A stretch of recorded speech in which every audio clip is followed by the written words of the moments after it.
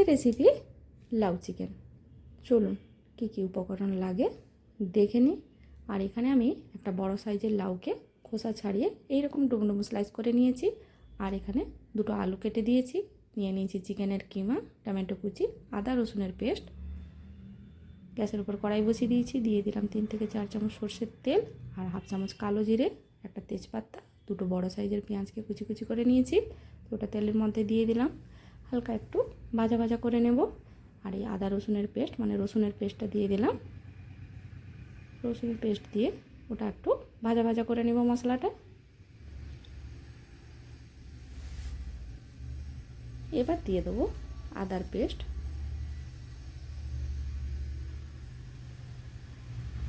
এবার আদাটা দিয়ে একটু ভালোভাবে মশলাটাকে কষিয়ে নেব। এবার দিয়ে দেবো ওই চিকেনের কিমাগুলো, ছোট ছোট কিউব করে নিয়েছি। এবার আমি তার সঙ্গে দিয়ে দিলাম টমেটো, দিয়ে ভালোভাবে এটাকে একটু কষিয়ে নেব। তারপর এখানে দিয়ে দেবো 1 চামচ হলুদ গুঁড়ো, 1 চামচ লঙ্কা গুঁড়ো, স্বাদ মতো নুন।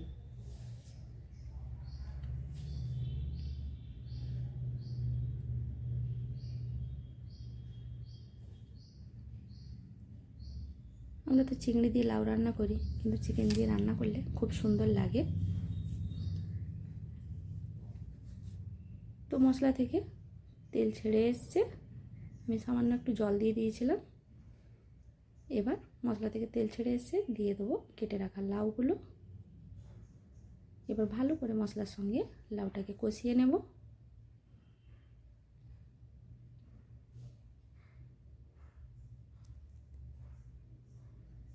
তো আমার এটা ভালোভাবে কষানো হয়ে গেছে। এবার আমি 15 মিনিট ফুল আঁচে এটাকে সেদ্ধ করে নেব। ফুল আঁচে দিলে লাউটার থেকে জলটা খুব তাড়াতাড়ি শুকনো হয়ে যাবে।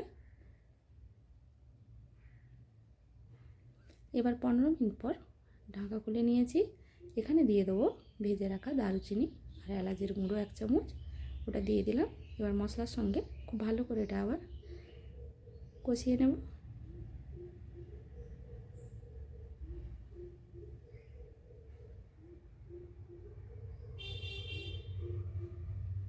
এবার আমি দিয়ে দেবো 1 চামচের মতন চিনি, স্বাদ অনুসারে চিনিটা দিলাম। আরও আমি 2-4 মিনিট মিডিয়াম আছে এটাকে বেশ ভালোভাবে রান্না করে নিব। তো মোটামুটি এটা আমার হয়ে গেছে। এবার আমি এটা নামিয়ে নিলাম। তো এইভাবে তৈরি হয়ে গেল লাউ চিকেন। গরম গরম ভাতের সঙ্গে খুবই সুন্দর লাগে। সবাই ভালো থাকবেন, সুস্থ থাকবেন। দেখা হবে পরের কোনো ভিডিওতে।